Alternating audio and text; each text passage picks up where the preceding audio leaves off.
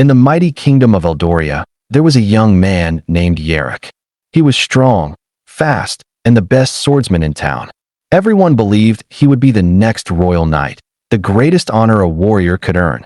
One evening, a royal messenger rode into the village, his horn blowing loud and clear.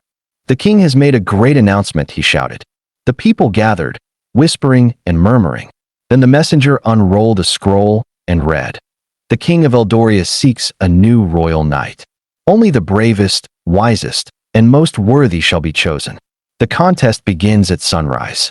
Yarick grinned. "This is my chance. No one is stronger than me." That night, he polished his sword until it gleamed like the sun. He barely slept, imagining himself in golden armor, standing beside the king. Little did he know, the contest would test something much greater than strength. At dawn, the contestants gathered in the castle courtyard. The king stood tall in his royal robe, his silver crown sparkling. "Before we begin," he said, "each of you shall receive a golden sword. Protect it well. Return it in perfect condition at the end of the contest." A servant handed Yarick a beautiful sword, its blade smooth as glass. Yarick smirked. Easy, he thought. A knight's sword must always be perfect. That afternoon, the king led the contestants to a long, muddy road outside the castle. The sun burned hot, and dust swirled in the air. On the road, an old man struggled to carry a heavy sack of grain. His back was bent, and his arms shook. He tripped, and the sack tumbled to the ground, spilling grain everywhere.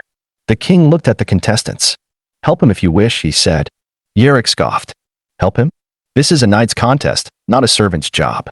He stepped over the spilled grain and walked on. Others did the same. But one contestant, a small, quiet man named Elias, bent down and lifted the sack. "Here, sir. Let me help." He heaved it over his shoulder and carried it to the man's cart. As he set it down, his golden sword scraped against the cart's rough wood, leaving a long scratch on the blade. Yarick laughed.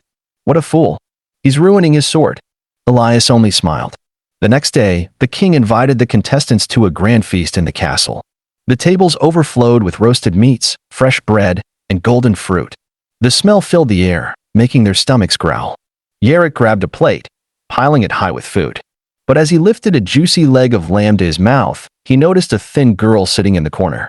Her clothes were tattered, and her eyes were wide with hunger. The king's voice rang out. "You may share your meal if you wish." Yarick snorted. If she wanted food, she should have entered the contest. He took a big bite and kept eating. But Elias looked at his full plate, then at the girl. He tore his bread in half and handed it to her. She smiled brightly and ate quickly. Yarick shook his head. What kind of knight gives away his food? As Elias sliced his bread, his golden sword brushed against the stone table, leaving another scratch. On the fifth night, a great storm rolled into the kingdom. Thunder roared, and rain pounded against the castle walls. That evening, the contestants were walking back from training when they heard a cry. Near the castle gate, a small boy sat, shivering in the rain.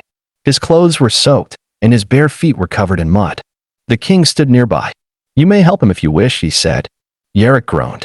"Another test? This is a knight's contest, not a babysitting job." He walked past the boy. Elias knelt down and wrapped his cloak around the child. The boy stopped shaking. Yarick noticed something else. Elias's sword had fallen into the mud. He grinned. Now his sword is completely ruined. On the seventh day, the king gathered the contestants in the throne room. "Show me your golden swords." Yarick stepped forward, holding up his sword. It was flawless, untarnished, shining like new. He smirked. "I have proven myself worthy, your majesty." Then Elias stepped forward. His sword was scratched, dull, and dented. Yarick burst into laughter. "Look at his sword. It's ruined." But the king only smiled. "Tell me, Elias, how did your sword become this way?" Elias bowed. "I used it to help those in need, my king. I lifted an old man's burden, fed the hungry, and gave